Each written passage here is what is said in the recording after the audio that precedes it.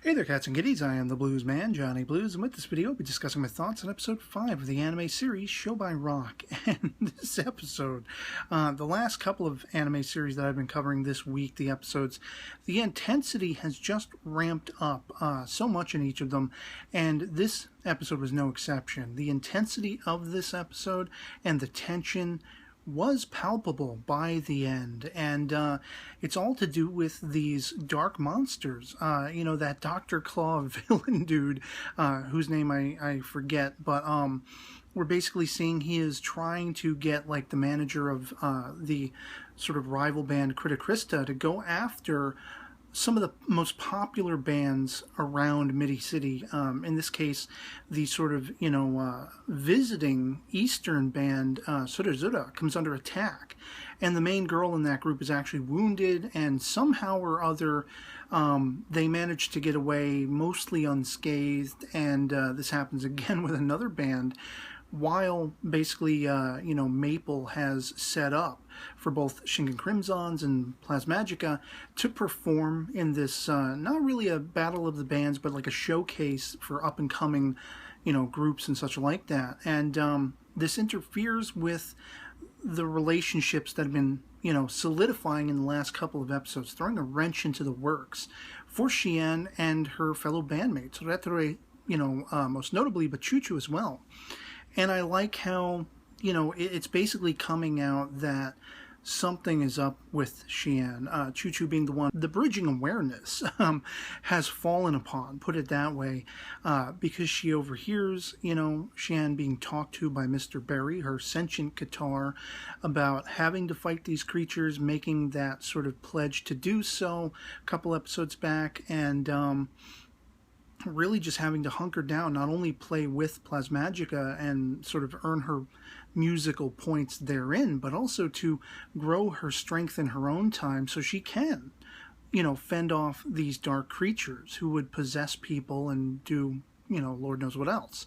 And so Chuchu's confronted with having to confront Xian and figure out what exactly is going on. And, of course, when they meet one of their, fellow bands that are going to perform in this particular showcase, the talk about, are they missing being far from home and everything? Are they homesick? Do they ever get lonely? Chuchu's trying to make the conversation and gauge what Xian might say about it. And then, of course, you have Moa, who is the alien girl that apparently her, fellow bandmates have no idea about that. We see she's very sheepish because she's really fearful of them finding that out. And so to have the bomb drop, later they do have a confrontation, Chuchu and Xian, as Xian's about to run off and try to, fend off the attack of this dark monster. But then when she comes back and she's thinking, oh, could this have been a ruse to lead me away from my bandmates so the creature could go after Plasmagica or even Shingen Crimsons, she hurries back. And just the escalation of emotions, especially for Retore, who had some private time hanging out with Xian and getting really sort of close to her and everything, sharing snacks. This is a girl who's been very much closed in on herself, and it took her every effort. And even now, she still has heightened anxiety about, trying to make friends and trying to talk to her fellow Plasmagica bandmates. And so she feels thunderstruck when that other shoe drops. Chuchu pointedly asks, Xian, are you from another world? Did you come here to fight these creatures? What the hell is going on? And for, Xian to be put on the spot, and the only thing she can do is apologize for not having revealed this sooner, even though, it's not like she was lying. She was just kind of keeping the truth to herself and biding her time. Well, you can say that's somewhat of her own fault, but for Retore, she feels betrayed almost. How dare you come into my graces and be close with me, and then you hide something that, eventually you're going to leave. And I'm back to square one. Having my heart broken and stomped on, she runs away, very understandably given the scenario. And then, of course, again, you have Moa. I love the Pierus, but she was very, you could see the intensity on her face when hearing sort of the way Choo-Choo was addressing Shian in that moment toward the end of the episode to confront her, to try to find out what was going on. She herself being an alien from another world, you know, are they going to judge me? Are they going to become scathing to me? What's going to happen? You know, she's really scared, it looks like. And then, of course, you have Shingen Crimson's themselves, the main dude, Crow or whatever, giving her the third degree and what have you. Then Maple and Angelica, they show up, I guess, to pick up the girls because, you know, they seem to be out of the loop as far as that Plasmagica didn't get to play, or at least we didn't see them play. I don't think they did. If they did, they would have had to go on without Shian, and who knows what would have happened. But we're kind of left with a cliffhanger of just intense emotion and like, WTF, what's going to happen next? Will Shian be able to sort of curb this potential divide now that's going to be growing, this distrust between she and her fellow bandmates? Will they cast her out? It remains to be seen.